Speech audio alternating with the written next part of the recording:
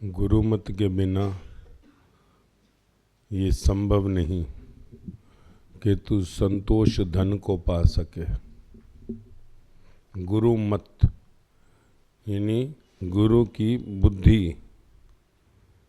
गुरु की बुद्धि क्या है? तेरी मत सिर्फ बुद्धि का योग होगा, और जब बुद्धि के साथ हृदय जुड़ जाता है, जब बुद्धि भी हृदय हो जाती है, तो वो हो जाती है गुरुमत। बुद्धि जब हृदय से जुड़ जाए, यानी बुद्धि भी जब हृदय हो जाए, तो गुरु हो जाता है। गुरु का अर्थ ही है जिसकी बुद्धि और हृदय एक हो गया। संसारिक और आध्यात्मिक, धार्मिक और अधार्मिक का भेद यही है। धार्मिक का बुद्धि भी हृदय हो जाता है, अधार्मिक का बुद्धि और हृदय अलग रहता है। अधार्मिक का कृत्य बुद्धि से होता है, धार्मिक का कृत्य हृदय से होता है। क्योंकि बुद्धि जो भी करेगी उसमें पहले जो है हिसाब किताब लगाएगी। बिना हिसाब किताब के बुद्धि कुछ कर नहीं सकती, और हृदय हिसाब किताब जानता नहीं। तो जहाँ बुद्धि है वहाँ अधर्म है, जहाँ हृदय है वहाँ धर्म है। जब बुद्धि भी हृदय हो जाती है तो सत्य का जन्म होता है, सत्य गुरु का जन्म होता है। अब तेरी बुद्धि, तेरी मति कब गुरु मति से जुड़ जाए, तो तेरी भी बुद्धि जौन सी है हृदय से मिल जाती है। तभी कहा कि मैं न रहूं, तू ना रहे। फिर गुरु और शिष्य एक हो जाते हैं, अंदर से सम। बाहर से तो जैसे बाप बाप ही रहता है, भले बेटा भी बाप बन जाए, गुरु गुरु ही रहता है, भले शिष्य गुरु का चोला पहन लेता है। फिर भेद नहीं है। गुरु शिष्य को अपने जैसा ही बनाता है, वो कुछ कमी नहीं छोड़ता। वो प्रसन्न होता है जब शिष्य जो है गुरु से भी आगे चलता है, और आगे। जहाँ गुरु भी छलांग नहीं मार पाया, शिष्य वहाँ भी छलांग मारना चाहता है। खुश होता है वो, पर सावधान करता है, रोकता है। क्यों? क्योंकि वहां छलांग मारते ही शिष्य गुम हो जाएगा, और गुरु कहता है गुम तो मुझे होना है, पहले मैं छलांग मारूंगा, बाद में तुम मारियो। रास्ता तुझे देकर जाऊंगा, घबरा मत। ये सीढ़ी है ना, हर गुरु के पीछे शिष्य, फिर वो गुरु होता है, फिर आगे शिष्य, चैन है ना। इसलिए गुरु कहता है जिस छलांग की तू बात कर रहा है ये मैं बरसों से सोच रहा हूं, पर मैं कहूं कि पहले एक तो मेरा सब्स्टिट्यूट तैयार हो जाए, एक तो ऐसा बन जाए जो कि अपनी बुद्धि को हृदय में ले आए, तो मैं छलांग मारूं, तुझे पीछे मारनी है, तू पहले मार दे तो मैं बैठे ही रहूं क्या? अरे संसार के अंदर नियम है ना। अगर जोन सा है कोई बच्चा जवान होता है, वृद्ध होता है, मृत्यु होती है तो अच्छा लगता है ना। और अगर जोन सा है वृद्ध बैठा रहे और बच्चा मर जाए, जवान मर जाए, तो लगता है ना गलत हो गया। संसार में चलता है, सब मरते हैं, पहले मरे या बाद में मरे, कोई भेद नहीं है, कोई फर्क नहीं है।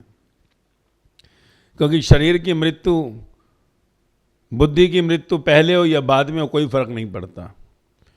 पहले मर गया तो अच्छा है, कर्मों से छूट गया। देर से मरा तो कर्म और बढ़ गए। अब अगर आयु 70 साल है तो कर्मों का कितना खाता बन गया, और मर गया 40 में तो कम ही कर्म हुए ना, जान छूट गई ना कम में ही। 30 और बढ़ा लेता 30 साल में। और अगर हृदय की यात्रा में है तो कभी भी जौन सा है यात्रा ऐसे ही चलती है। हर गुरु के पीछे शिष्य और शिष्य के पीछे ऐसे यात्रा होती है। हर शिष्य ही गुरु हो जाता है, गुरु और शिष्य में कोई भेद नहीं रहता। तो क्या है कि जब बुद्धि तेरी हृदय हो जाए, और जब बुद्धि हृदय हो जाती है तभी जीवन में संतोष आता है। जब तक तेरी बुद्धि जोन सी है हृदय नहीं होती, तब तक तेरे जीवन में असंतोष रहेगा। बुद्धि हमेशा सोचती है, बुद्धि के पास सिर्फ विचार है, हृदय के पास विचार नहीं है। बुद्धि सोचती है, समझती है, आंकड़े जचाएगी, कैलकुलेशन करेगी, करूं ना करूं, क्या फायदा होगा नहीं होगा। हृदय कोई अकाउंटिंग नहीं रखता, कोई हिसाब किताब नहीं रखता। इसलिए हृदय निर्विचार है, बुद्धि विचार में पड़ी है। विचार अगर एक हृदय की तरफ हो तो भी शांति है, परंतु अगर विचार अनेक दिशाओं में हो कि बैठा हूं सत्संग में चल रहा है घर, बैठा हूं घर में तो चल रहा है संसार, तो जहां पर तेरा विचार भी एक दिशा में नहीं है कि तू यहां है तो सत्य का विचार है, घर में है तो सत्य का विचार है, फैक्ट्री में है सत्य का विचार है, मार्केट में है सत्य का विचार है, तो शांति है। जब विचार एक दिशा में हो तो हृदय की यात्रा हो रही है। अब किसी का किसी से कभी प्रेम होता है तो वो कहीं भी होता है, उसके दिमाग में क्या चलता है, बस वही, दूसरा कोई नहीं। कहीं तेरे बेटे के साथ कभी कुछ अगर अनहोनी हो जाए तो तेरे दिमाग में क्या चलेगा, कहीं भी बैठा हुआ हर समय बेटा बेटा बेटा। क्यों? बेटे से प्रेम की धारा बह रही है, वन साइड। ऐसे ही तेरे जीवन में जब एक ही तरफ दिशा में तेरा जो है विचार चलने लगे तो तू निर्विचार हो जाएगा, क्योंकि जब विचार एक का एक से टकराता है तो निर्विचार की अवस्था पैदा होती है। इसलिए कहा कि तेरे मत को, गुरु मत से तू जोन सा है टकरा। तेरी मति जब गुरु मति से टकराएगी तो तेरे अंदर भी गुरु का जन्म होगा। अर्जुन कृष्ण से टकराया, अर्जुन की मति गुरु रूपी कृष्ण की मति से टकराई और अंत में जीत क्या हुई?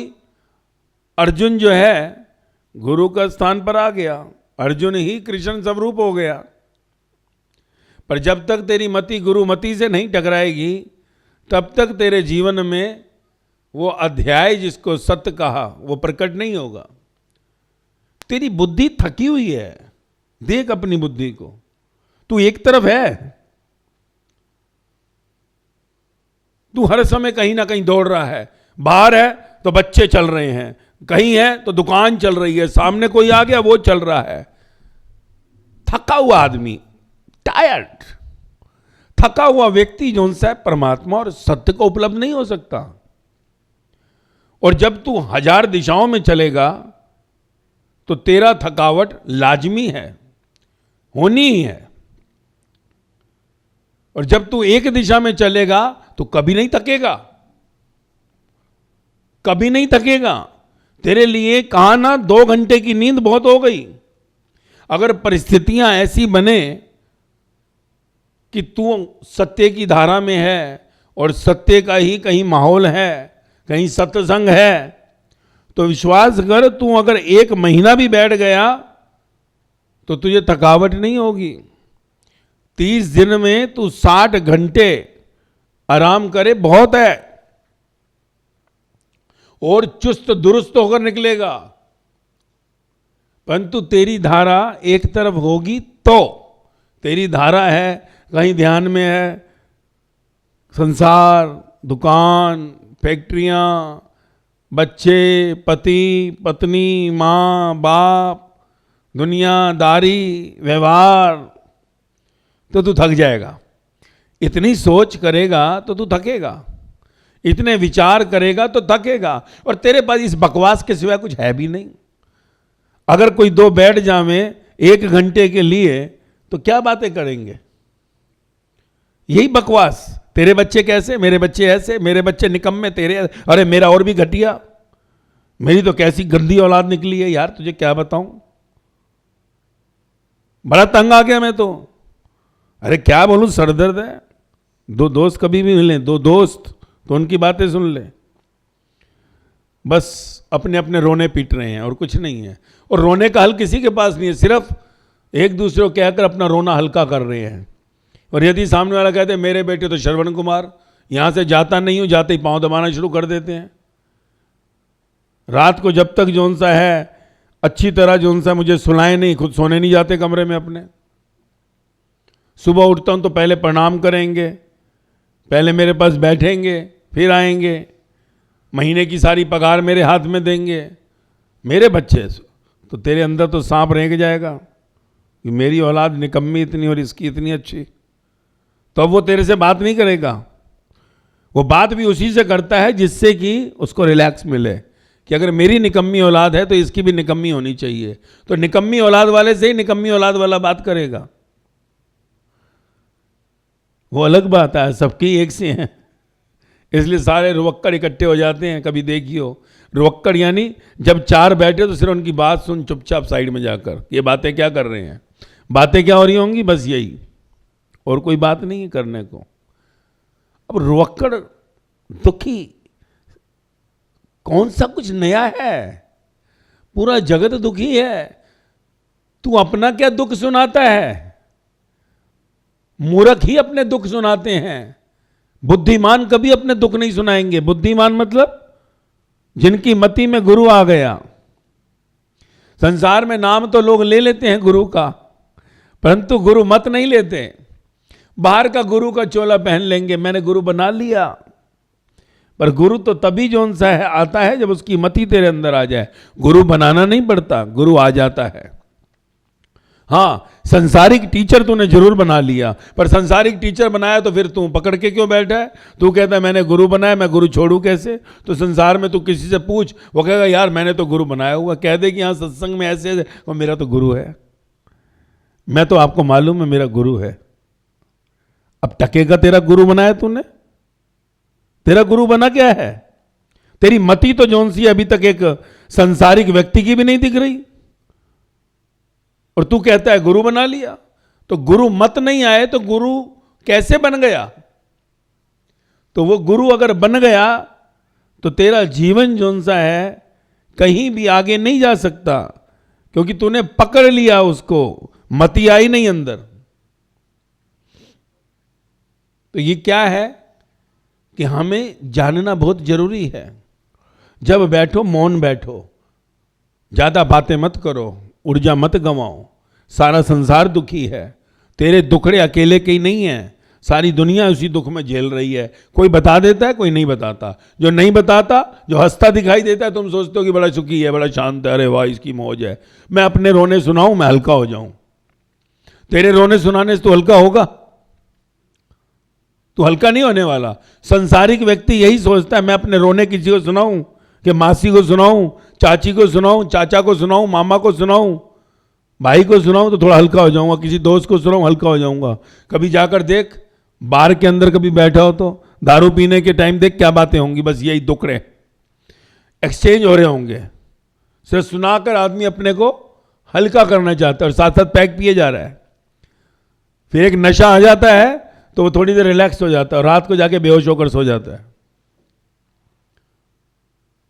तो ये क्या है, ये तेरी बुद्धि है, ये गुरु की बुद्धि नहीं है, ये तेरी मति है, गुरु की मति नहीं है।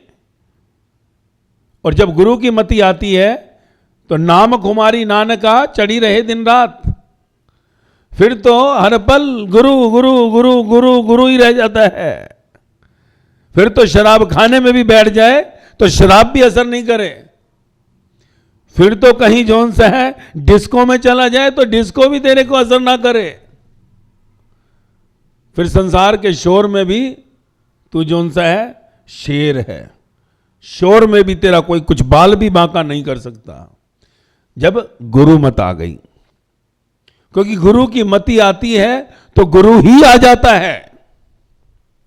गुरु की मति आई तो गुरु ही आ जाता है, जगत मिथ्या हो जाता है, क्योंकि दवाई ऐसी है गुरु।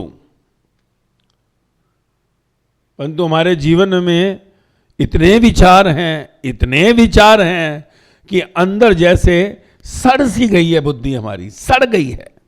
और वो बुद्धि इतनी सड़ गई है कि समझ ही नहीं पाती कि आखिर कोई हृदय भी है जिसके अंदर रिस रिस के ये बुद्धि का कचरा जा रहा है।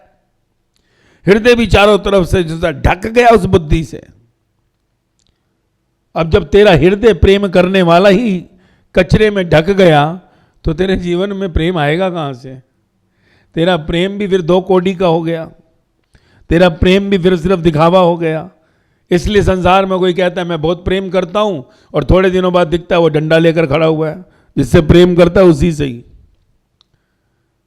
अगर जाकर देख संसार में, जो कहता है मैं बहुत प्रेम करता हूं, थोड़े समय बाद ही तुझे मालूम पड़ेगा डंडा लेकर खड़ा है जिससे प्रेम करता है। वो कहता है मैं बहुत घृणा करता हूं। जो कहता है I love you very much, वो आगे चलकर मालूम पड़ता है I hate you very much. ये प्रेम है तेरा। क्यों? तेरा प्रेम ही सड़ा हुआ है। सड़े हुए प्रेम को कहीं वासना का चोला पहना दिया, सड़े हुए प्रेम को कहीं इच्छाओं का वस्त्र पहना दिया, बुराई को कहीं जोन से सुंदरता का निवास कर दिया तूने, बाकी कुछ नहीं है। अब जो अंदर है वो तो है ना, जो अंदर है गंदगी वो तो रहेगी। भले तो ऊपर से सफारी सूट पहन ले, कोट पैंट टाई पहन ले, उससे क्या फर्क पड़ने वाला है? अंदर की गंदगी तो जौन सी है दिखेगी। थोड़े समय में ही मालूम पड़ जाएगा कि कितनी गंदगी है इसके अंदर। जैसे उसका मुख खुलता है मालूम पड़ जाता है, कचरा निकलना शुरू हो जाता है। कहते ये लो रवक्कड़ शुरू हो गया, देख रहा है, सुन लिया, ये देख ले, ये सत्संगी है, ये गुरु का नाम लिया हुआ है, ये भगवान की पूजा करता है, ये पाठ करता है, तो इसका हाल देख। तो संसार में सत्य को बदनाम करने वाले भी वही सत्य वाले हैं जो ठीकड़ा फोड़ते हैं कि हम सत्यवादी हैं। सत्य को बदनाम असत्य ने नहीं किया, सत्य को बदनाम करने वाले सत्य वाले ही हैं जो सत्य का चोला पहने हैं और असत्य अंदर पड़ा हुआ है। अंदर जगत है और बाहर ब्रह्म का चोला पहनकर बैठे हैं। इसलिए कहा कि तू अपने को पहले जान, अपनी पहचान कर, जो तू है उससे आगे 1 इंच भी मत बढ़ियो। जो तू है उतना ही तेरे से जो सा है कहीं बाहर शब्द निकले, ना ज्यादा ना कम, कम भी नहीं। अगर तू कुछ पाया है, तेरे जीवन में रूपांतरण है, तो किसी को वो 2 शब्द दे। परंतु अगर तूने कुछ नहीं पाया हुआ उसको मत बखान कर, क्योंकि संतों की बहुत तपस्या हुई है, संतों ने बहुत तपस्याएं की हैं, बहुत उन्होंने अपने जीवन को रौंदा है उस आग की भट्टी में, दुख की भट्टी में। बहुत उन्होंने अपने वालों के जौन सा यातनाएं ली हैं, उनको जौन सा संसार ने बहुत सूली पर चढ़ाया है, बहुत कांटे चुभोए हैं। उन ज्वालाओं से निकलकर, उन्होंने तप से निकलकर कहीं इस आत्मा का ज्ञान पाया। तू अपने को सिंपली समझ मत ले कि मैं आत्मा हूं। जब उन्होंने कहा मैं आत्मा हूं, मैं शरीर नहीं हूं, तो उन्होंने अपने शरीर को जला दिया, उन्होंने अपनी चिता को जला दिया। वो शरीर और मन से उठ गए, तब उनको वो अनुभव हुआ कि मैं आत्मा हूं। कोई ये एक दिन का खेल नहीं है। ये परिणाम तब आया जब पूरे जगत ने उनको नोच डाला, जैसे चील नोच डालती है पूरा। जब मीराबाई नोच ली, जब अर्जुन को पूरा नोच लिया जोन सा है, क्योंकि सोच जब उठाया होगा धनुष बाण और मारा होगा तो कितना जोन सा नोचा होगा उनकी पत्नियों ने, जिनको उन्होंने मारा। क्योंकि औरतों को थोड़ी मारा है, हजारों को मारा जो युद्ध के मैदान में थे, पर औरतें तो घर विधवा हो गई ना उनकी। लाखों औरतों को विधवा कर दिया। उन औरतों का उन्होंने कितना जोन सा अपने ऊपर वो संसार के, जिसको तू कहता है लांछन, श्राप, वो लिए होंगे। कितनी उसने जोन सा है लोगों की गालियां सुनी होंगी, औरतों की गालियां। कितना उन्होंने कहा होगा। मीराबाई को कितनी जिल्लत सहनी पड़ी होगी। थोड़ा कोई कुछ कह दे तो तेरे को काट लग जाए, तू भयभीत हो जाए। तू अपने वाले के लिए थोड़ा मुख से बोल भी दे तो तुझे लगने लगे कि अरे वो क्या कहेंगे, ये क्या कहेंगे। तो अपने ऊपर नजर डाल कि तेरे अंदर कितने लक्षण आ चुके हैं मीराबाई के, कितने लक्षण आ चुके हैं अर्जुन के। क्यों मैं कह रहा हूं? क्योंकि वो कहीं ब्रह्म ज्ञान से, कहीं उस ईश्वर से इतने जुड़ चुके थे और उनकी दीवानगी थी, उनकी दीवानगी थी। तो तेरे अंदर भी ऐसा हो, ऐसा प्रेम मीराबाई ने किया, जैसा ध्यान अर्जुन का लगा। कहा ना, दो ही मार्ग हैं तेरे लिए, प्रेम और ध्यान, प्रेम और ध्यान। मीराबाई ने प्रेम किया, समर्पित कर दिया, कोई झगड़ा नहीं किया, कोई सवाल नहीं किया उसने कृष्ण से, कुछ नहीं पूछा। वो प्रेम दीवानी हो गई, बावली हो गई। एक अर्जुन जिसने खूब छील डाला कृष्ण को, किसी बात पर सहमत नहीं हुआ, हर बात पे झगड़ा किया, नहीं ऐसे कैसे, मैं नहीं मानता, मैं नहीं मानता, हर चीज पे मैं नहीं मानता, बताओ। परंतु कृष्ण को हराने के लिए उसके सवाल नहीं थे कि मैं उससे अपने को ऊंचा दिखाना चाहता हूं। सवाल बुद्धि के नहीं थे, सवाल हृदय के थे। हृदय से सवाल आ रहे थे, बुद्धि से नहीं आ रहे थे। हृदय की यात्रा ही भगवान की यात्रा है, क्योंकि भाव हृदय से आते हैं और भाव के पात्र में, भाव के बर्तन में ही भगवान का अमृत छलकता है। याद रखियो, भाव, भाव के पात्र, भाव के बर्तन में, भाव के तेरे इस घड़े में, यानी शरीर में भगवान का अमृत छलकेगा। इस शरीर में विचार का जोन सा तूने जो खंडारा रखा है, विचार में भगवान नहीं आता। और भाव विचार से पार की अवस्था है, भाव विचार से पार की अवस्था है। निर्विचार होना ही भाव में आना है। और भाव तभी आता है जब गुरुमत मिलती है, तू गुरुमत से जुड़ जाता है। कभी कहा गुरु के वचनों में मिट मर, मिटने मरने को कहा, का मतलब उनके वचनों के ऊपर चल और परिणाम देख। क्योंकि गुरु का अर्थ ही है, ज्ञान का अर्थ ही है अनुभव। ज्ञान का अर्थ क्या है? अनुभव। ज्ञान का अर्थ कोई किताबों को रटना नहीं है।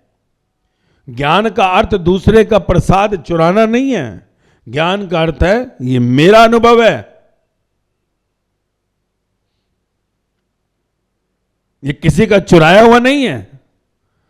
ये किसी कृष्ण की गीता से या गुरु ग्रंथ साहिब से नहीं चुराया, ये मेरा अनुभव है, स्वयं का अनुभव है। ज्ञान का अर्थ ये है।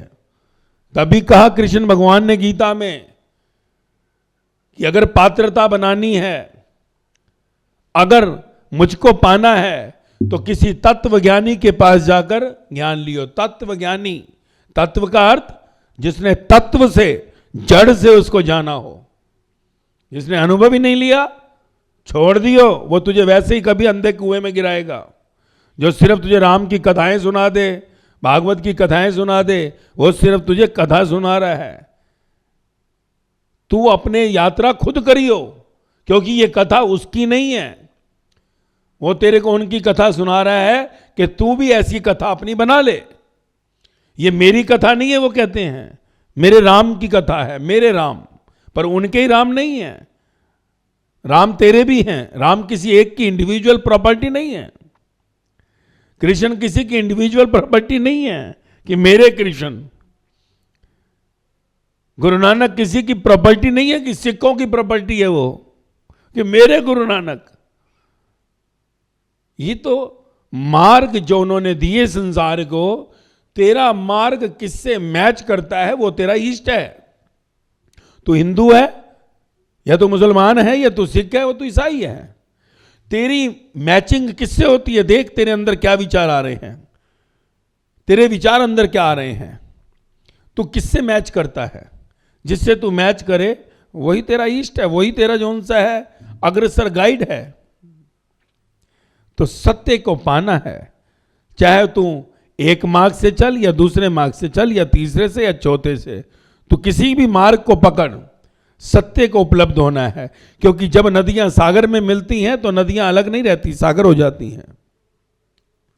तू कौन से मार्ग से चलता है? तुझे गीता पसंद है, गीता पकड़ ले। गुरु ग्रंथ साहिब पसंद है, गुरु ग्रंथ साहिब पकड़ ले। तुझे बाइबल पसंद है, बाइबल पकड़ ले। अभी बाहर के नौटंकी की जरूरत नहीं है, मैं क्रिश्चियन हो जाता हूं, मैं हिंदू हो जाता हूं, मैं मुसलमान हो जाता हूं। ये झंझट क्या करना है? बाहर के चमड़े के शरीर के ऊपर कुछ भी छाप दे, क्या होगा? ये चमड़े के शरीर के लिए लड़ मत। तो हिंदू फैमिली, अब नेचुरली तो जहां पैदा हुआ, अगर हिंदी बोलने शुरू हुआ, तमिल की बात कैसे कर रहा है? पर हिंदू धर्म में पैदा होकर तुझे लगता है कि गुरु नानक देव की सीखन अच्छी है, सिखावन अच्छी है, तो तू गुरु नानक देव को अपना ले। पर ये अंदर की बात है, बाहर चिल्लाने की जरूरत नहीं। मैं सिख हो गया। सिख कोई धर्म नहीं है, मुस्लिम कोई धर्म नहीं है, हिंदू कोई धर्म है ही नहीं। ये तेरी स्वयं की मान्यता है कि मैं हिंदू हूं, मैं मुसलमान हूं, मैं सिख हूं, मैं ईसाई हूं। ये सिर्फ संसार के अंदर, क्योंकि इतना बड़ा है तो बंटवारा। जैसे अब एक हिंदुस्तान को चलाने के लिए एक आदमी हो सकता है क्या? इसलिए कहीं पार्लियामेंट बनाई, सेंट्रल गवर्नमेंट बनाई, फिर कहा स्टेट गवर्नमेंट बनाओ। स्टेटों में भी उन्होंने कहा यार ये बड़ी स्टेट है, इसको छोटा करो। नहीं संभाल पा रहा एक मुख्यमंत्री, तो उसको कई पार्ट बना दिया। अब उसमें भी एक नहीं, एक एमएलए नहीं, 100 एमएलए, 200, फिर सिर्फ एमएलए कैसे देखेंगे, आगे काउंसलर, फिर ये कैसे देखेंगे, और आगे जौन सा उनके। तो ये व्यवस्था है। हिंदू धर्म, मुस्लिम धर्म, सिख धर्म, 3000 धर्म है इस संसार में। आज कहते हैं 3000, 700 करोड़ लोगों को कैसे धर्म की परिभाषा बताई जाए, उसके लिए 3000 धर्म। तो 3000 धर्म गुरु भी होंगे, और उनके नीचे और हजारों ब्रांचेस में और पड़े हैं। तो 3 लाख 3 करोड़ 700 करोड़ को जो धर्म दे रहे हैं, परंतु वो तुझे चुनना पड़ेगा कि अगर ये 3 करोड़ धार्मिक गुरु हैं, पंडित हैं, शास्त्री हैं, ज्योतिषी हैं, इनमें कौन जो है मुझे तत्व का ज्ञान देगा। धर्म का अर्थ है मेरा निजी अनुभव, मेरा निजी अनुभव। वो ये नहीं कहेंगे चल ये ले थाली और बोल ओम जय जगदीश हरे तन मन धन तुझको अर्पण। वो ये नहीं कहेंगे ले 5 बार नमाज पढ़, घुटने टेक। वो तेरे को पूरा ही झुकाएंगे कि अंदर से तेरे घुटने जुड़ जाएं पूरे। तेरे अंदर के जौन सा है पूरे के पूरे जो है घुटने जुड़ जाए नीचे। बाहर से भले तू चले पर हमेशा झुका रहे। 5 टाइम का मोहताज नहीं करेंगे तुझे, वो हर पल तुझे झुका देंगे। वो ये बाहर के आडंबर नहीं, अंदर से तुझे वास्तविकता देंगे, और वो तुझे ढूंढने होंगे। 3 करोड़ धर्म गुरुओं में कौन वो 100 बैठे हैं, वो 100 की यात्रा तुझे स्वयं को चुननी है। ऐसा नहीं है कि संसार सत्य से खत्म हो चुका है। ऐसा नहीं है कि तेरा ये जौन सा है जगत कहीं सतगुरुओं से खाली हो चुका है। यहां संसार में हमेशा जीसस जिंदा रहते हैं, गुरु नानक जिंदा रहते हैं, बुद्ध महावीर जिंदा रहते हैं, राम कृष्ण महावीर सब जिंदा हैं। परंतु तुझे खोजना पड़ेगा उनको, क्योंकि वो मुखौटा बदल कर आते हैं। उनका मुखौटा बदला है क्योंकि उन्होंने गुरुमति चुराई। किसकी? उन संत महापुरुषों की। कैसे चुराई? अंदर ध्यान करके। एक चोर रात को चोरी करता है तो कैसे करता है मालूम है ना?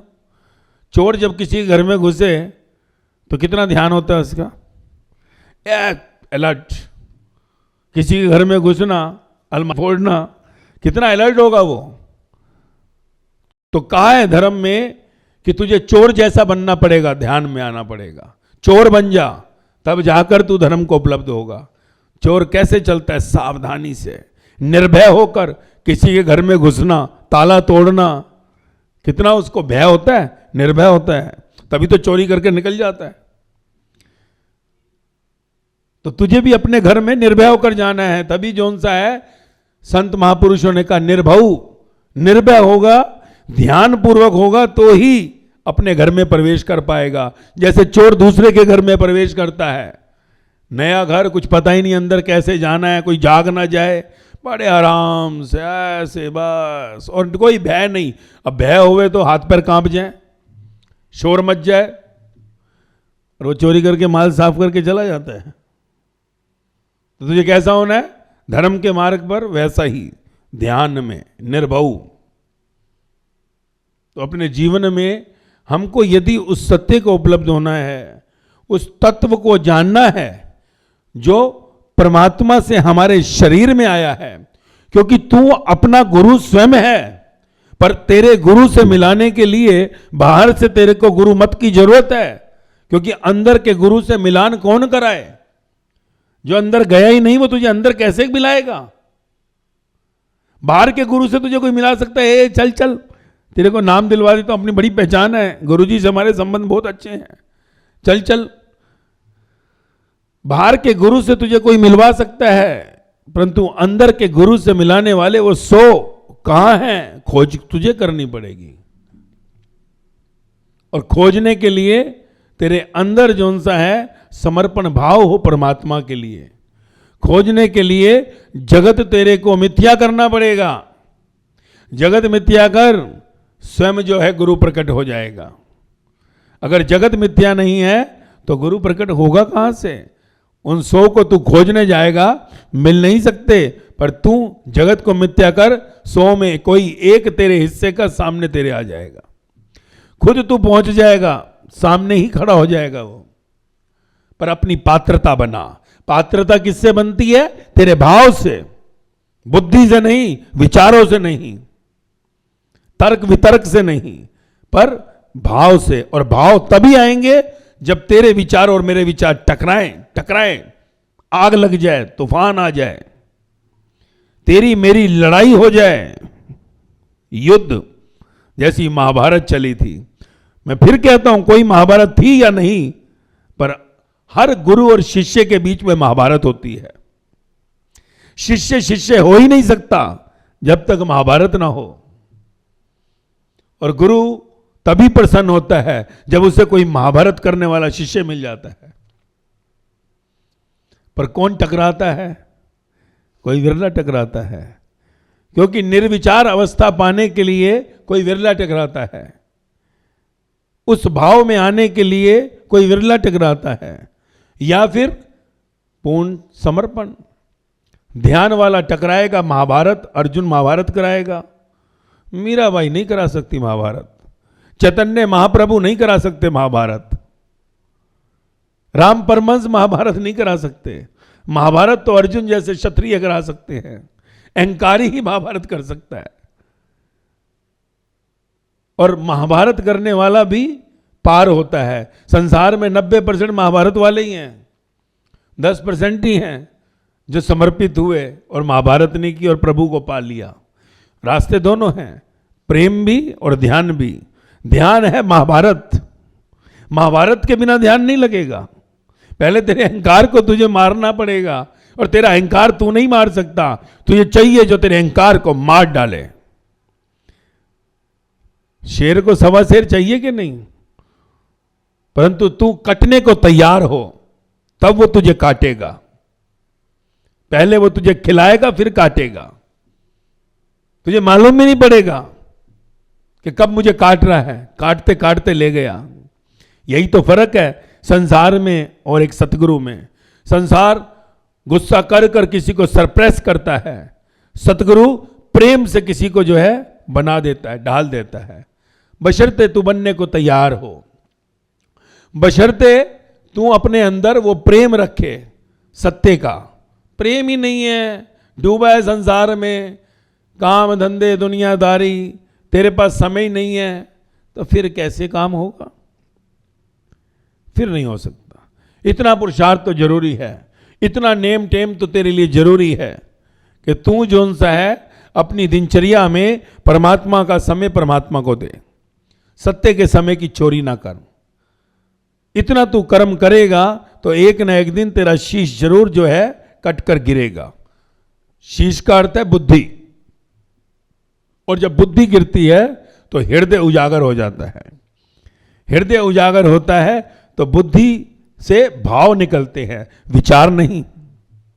बुद्धि फिर तर्क वितर्क वाली नहीं रह जाती, भाव की रह जाती है। साईं बुद्ध महावीर गुरु नानक संत महापुरुष जितने राम परम कोई तर्क वितर्क नहीं करते थे। वो कोई कॉन्फ्रेंस नहीं लगाते थे कि धर्म गुरुओं की कॉन्फ्रेंस, आओ मैं लड़ूं, मैं बड़ा तू छोटा। वो सिर्फ जो है अपने भाव देते थे, तू मान तू ना मान, मुझसे मेरे भाव पूछ, मैं भाव दे रहा हूं। ये मेरा निजी अनुभव है, मैं अपना निजी अनुभव दे रहा हूं, मैं अपना निजी अनुभव दे रहा हूं। और उनका निजी अनुभव ही ग्रंथों में छप गया, जिसको आज हम ज्ञान कहते हैं, गुरु ग्रंथ साहिब कहते हैं, गीता कहते हैं, सच्चरित्र कहते हैं। वो ज्ञान उसमें भी जो लिखने वाला है वो स्वयं नहीं है साईं बाबा, स्वयं नहीं है गुरु नानक, स्वयं नहीं है। उसमें कुछ बढ़ गया, कुछ घट गया। वो बढ़ना और घटना तुझे चींटी बनना पड़ेगा। जैसे शक्कर को मिट्टी से चीनी अलग करती है, चींटी करती है ना, मालूम है ना। अगर तू चीनी गिराए मिट्टी में तो चीनी खा जाएगी, मिट्टी को नहीं छुएगी वो। अगर तू दूध को पानी में डाल दे और हंस के सामने रख दे, वो दूध पी जाएगा, पानी वापस वहीं रह जाएगा। पानी को दूध से अलग कर देगा। यानी तो दूध में पानी मिलाता है ना, वो कहता है ये कितना दूध में पानी मिलाता है, तो हंस के पास ला रख दे, वो बता देगा दे कितना पानी मिलाया है। जरूरत नहीं पड़ेगी लैक्टोमीटर लगाने की। तो ज्ञानी जो सत्य की राह पर अनुभव करते हैं वो बताते हैं ये हटाओ, ये ओके, ये तेरे लिए बना है। इसलिए तो गुरु मत की जरूरत है, क्योंकि तू संसार की मत को भी गुरु मत मान लेता है। ये गुरुओं ने कहा है। गुरुओं का अनुभव है या नहीं है? टीकाकारों को गुरु का उपाधि मत दियो।